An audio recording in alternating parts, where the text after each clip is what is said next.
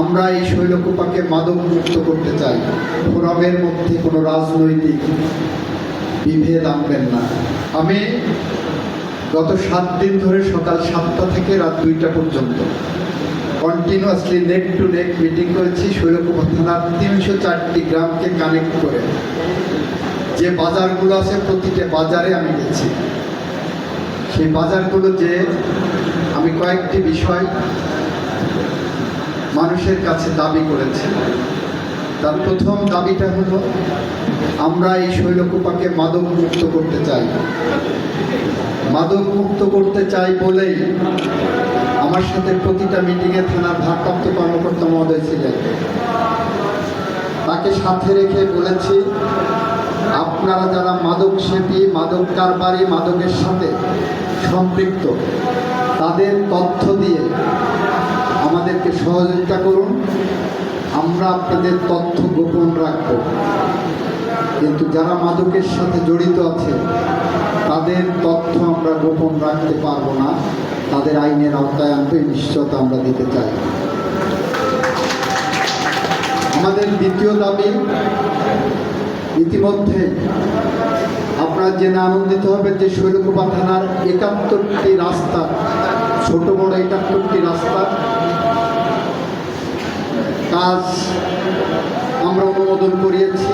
100 কোটি টাকা আমাদের বিশেষ থোক বরাদ্দ হয়েছে, যেটা স্বাভাবিক যেটা আসে তার থেকে থোক বরাদ্দ, স্পেশাল বরাদ্দ আমাদের এনজিবি ডিপার্টমেন্ট থেকে এসেছে।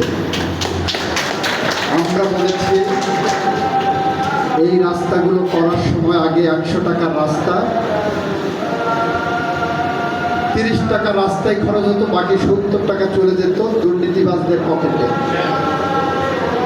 এই দুর্নীতিবাজের তালিকায় থাকতো কন্ট্রাক্টর, স্থানীয় পাতি রাজনৈতিক নেতা, সেমি রাজনৈতিক নেতা, সিকি রাজনৈতিক নেতা এবং বড় রাজনৈতিক নেতাদের পকেটে যেত, ইঞ্জিনিয়ারদের পকেটে যেত।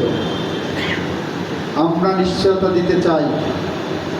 আমরা বলেছি আপনার এলাকার যে রাস্তাটা হবে সেই রাস্তাটা সঠিকভাবে দেওয়া হচ্ছে কিনা, সঠিক মাপে রাস্তা হচ্ছে কিনা, সেইটার অতন্ত্র প্রহরী হিসেবে আপনারা থাকেন।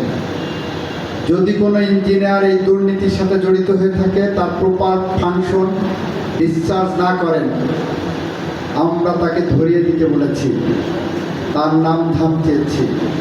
আমরা বলেছি ওই ইঞ্জিনিয়ারকে শুধুমাত্র শৈলকুপা থেকে ট্রান্সফার করব, সেটা হবে না। সে অন্য কোনো জায়গায় যে একই কাজ করবে, বাংলাদেশের জন্য এরা ক্যান্সার। আমরা বলেছি ওনার যখন শৈলকুপা রাস্তার টাকার উপরে এত মোহ, তাহলে আমরা একটি মামলা ধরিয়ে দেব, দুর্নীতির মামলা, যাতে প্রতি মাসে তাদের উনি শৈলকুপা বা ঝিনাইদহের বাতাস অবগাহন করতে পারবেন। RICL TMX, যুগের পর যুগ স্থাপনা থাকে মজবুত। জন্ম হয়েছে হাঁটি হাঁটি পা পা করে এগিয়ে যাবে, সেখানে আমার একটাই প্রত্যাশা থাকবে, সেটা হলো ফোরামের মধ্যে কোনো রাজনৈতিক বিভেদ আনবেন না।